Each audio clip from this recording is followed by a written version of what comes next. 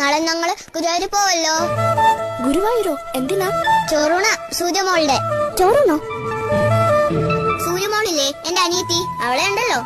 ഞങ്ങൾ ഗുരുവായൂർ കൊണ്ടോ, എന്നിട്ട് അവിടെ വെച്ച് ചോറ് കൊടുക്കും. നിങ്ങളുടെ വീട്ടിൽ ചോറില്ലേ? എന്തിനാ അവിടെ കൊണ്ടുപോന്നെ? വീട്ടിൽ ചോറുണ്ട്, എന്നാലും ഗുരുവായൂർ പോകും. അവിടെയാണ് സൂര്യമോളുടെ ചോറുണ്ട്. എവിടെയാ ഗുരുവായൂർ? ഒത്തിരി ദൂരെ ദൂരെ ദൂരെ ദൂരെ. എങ്ങനെയാ പോണേ? ബസ്സിലാ? ബസ്സിലൊന്നും അല്ലെന്നേ, കാറില്ല. എന്റെ അച്ഛൻ കാറുണ്ടല്ലോ.